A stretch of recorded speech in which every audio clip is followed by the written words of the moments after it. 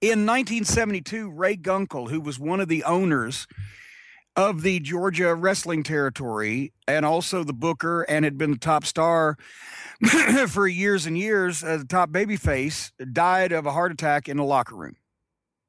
And the other owners of the company, and I can't recall with no notes and off the top of my head who all those people were. So instead of mentioning any wrong names, Paul Jones, the figurehead promoter of Georgia Championship Wrestling in the 70s and early 80s, was one of them, but he was a minority owner. There were Fred Ward and Ralph Freed, his son-in-law from Macon and Columbus, but I don't know who all else was in on it. But anyway, Ann Gunkel, I guess, showed up or inferred her intention to take over and continue running her husband's interest in the company or his share.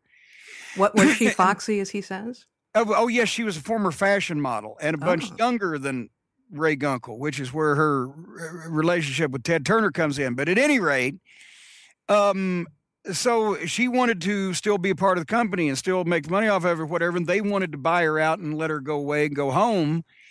And there was a bone of contention there. And so they apparently just folded the company that they had and formed a new company without her in it. And she responded because all of the wrestlers, I guess, had respect for Ray Gunkel. And I guess he obviously had to be popular because every wrestler in the territory agreed to go to work for her in a new company that she was starting called All South Wrestling. And with the exception of Bob Armstrong, I believe, and maybe one other guy, and Bullet was probably the smartest one in the room at that point. And, and also he was a hometown guy.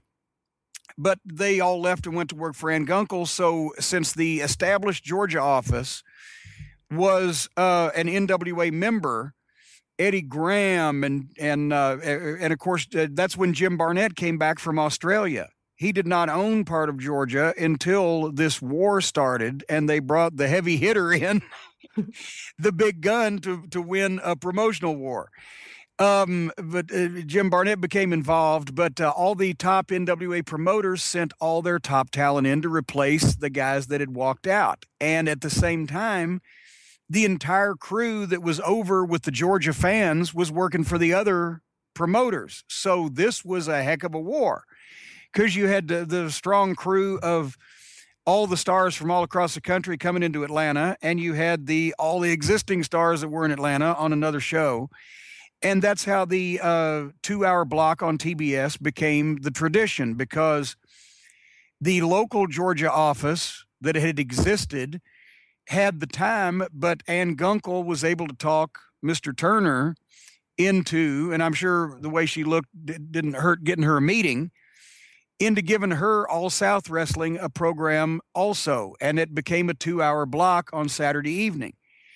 And that's why that finally in 1974, when the whole thing was closed up, from then until the end of the 70s, they still did a sign off in the middle and a sign back on at the hour point in Georgia Championship Wrestling, because it was 2 1-hour programs. Anyway, I digress. They fought and fought and fought, as they do in promotional wars, until finally by 1974, the Georgia office was winning. Ann Gunkel, I believe, either was probably sold out to prevent further problems.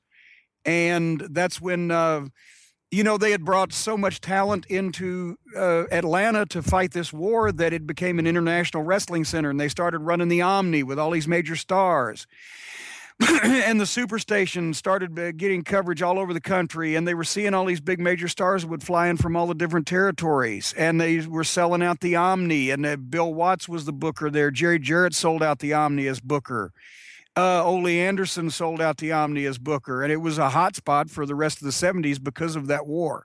They didn't kill the business. Nobody went so far as to expose the business and rat out the other side. It didn't make the papers like it did in Knoxville. It was a war of a really strong crew versus a bunch of international superstars, and in the end, Georgia wrestling really took off because of it.